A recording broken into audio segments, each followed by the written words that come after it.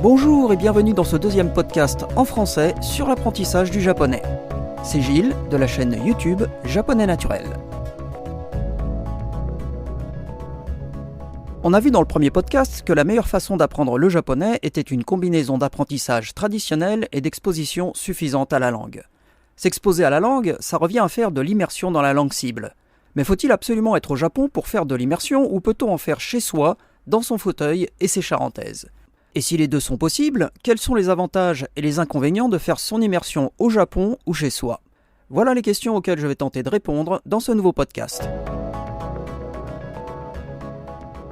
On pense souvent qu'apprendre le japonais au Japon, c'est la méthode la plus efficace. Mais en fait, c'est pas aussi simple que ça. Parce qu'il y a des choses toutes bêtes auxquelles on pense pas, qui peuvent compromettre plus ou moins sérieusement notre capacité à apprendre. Et ça, je l'ai découvert dès que je suis sorti de l'aéroport de Narita.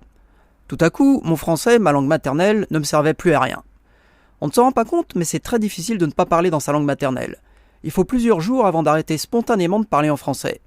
Mais le plus dur, c'est de n'entendre que du japonais en permanence. Évidemment, c'était le but en venant au Japon, mais là aussi, on ne se rend pas compte du travail que le cerveau doit faire pour essayer de comprendre ce nouvel environnement et s'y adapter. C'est pas parce qu'on va dans une école de japonais au Japon que dès le premier jour, on comprend tout ce qu'on nous dit et qu'on progresse. Moi, j'ai mis vraiment 3 semaines à l'école avant de commencer à comprendre ce qui se disait pendant les cours.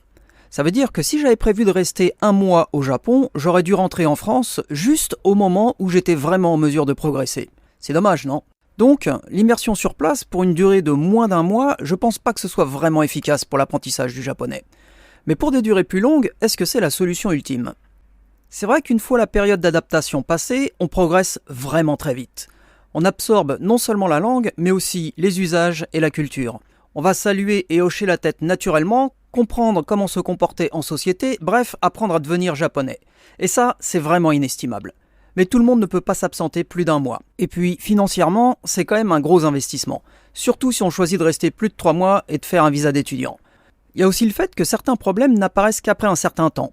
Par exemple, la solitude et le mal du pays. Pour le mal du pays, aujourd'hui on est connecté avec sa famille et ses amis en permanence, donc ça devrait être supportable, même avec le décalage horaire. Mais pour la solitude, c'est différent. Quand on se retrouve seul trop souvent, on a tendance à déprimer un peu, et ça met le cerveau dans un état incompatible avec l'apprentissage de quoi que ce soit. Certaines personnes se font facilement des amis, mais pour d'autres, comme moi par exemple, c'est moins facile. Et la solitude, ça a vraiment été mon plus gros problème pour mon premier séjour. Heureusement, pour mon deuxième séjour, j'avais prévu le coup. 2-3 mois avant mon arrivée, j'avais cherché des correspondants japonais avec des passions compatibles.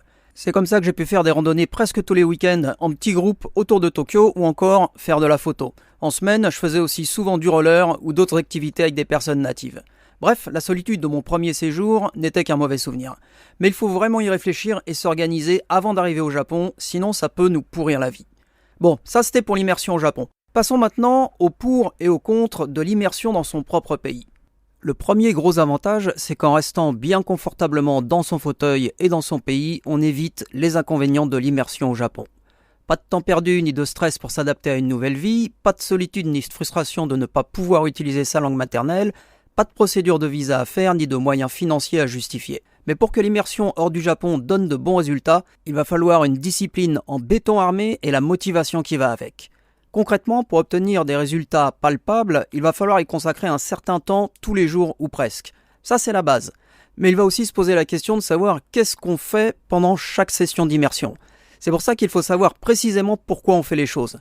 C'est ce qui va nous permettre de définir le type de contenu qu'on va utiliser pendant nos sessions d'immersion. Ça implique aussi que ce soit en rapport avec notre apprentissage classique du japonais hors immersion. Si on est débutant complet, il va falloir réserver du temps pour l'apprentissage de base de la langue et pour l'immersion dont le rôle sera de faire comprendre les choses naturellement. Cette partie apprentissage classique des bases de la langue, elle est nécessaire pour les débutants et les faux débutants pour accélérer l'acquisition de la langue. La grammaire va aider l'apprenant à mieux comprendre ce qu'il regarde en immersion et vice-versa, ce qu'il regarde en immersion lui permettra de mieux comprendre la grammaire. Pour les niveaux intermédiaires et avancés, faire seulement de l'immersion peut être suffisant parce que les connaissances de base de la langue sont déjà acquises. Là, on va surtout chercher à devenir instinctif et à apprendre de nouveaux mots et expressions. Généralement, c'est pour ces niveaux que la progression sera la meilleure si le contenu est bien choisi et la durée d'immersion suffisante. Pour résumer, que ce soit au Japon ou en dehors du Japon, l'immersion dans la langue cible, ça marche. Pour une immersion au Japon, il est préférable de privilégier des durées de plus d'1 mois, sinon les résultats risquent d'être mitigés, surtout quand on est débutant ou faux débutant. Pour des durées plus longues, ça coûte cher, mais on obtient d'excellents résultats, quel que soit son niveau, et on absorbe à la fois la langue, les usages et la culture. Par contre, attention à la solitude qui peut entraîner une petite déprime et rendre l'apprentissage difficile. Pour une immersion dans la langue cible, en restant chez soi bien confortablement, les résultats peuvent être très bons, mais dépendront du contenu choisi pour faire l'immersion. Il faudra également avoir un objectif clair, être motivé, discipliné et s'assurer que les sessions soient journalières et d'une durée suffisante.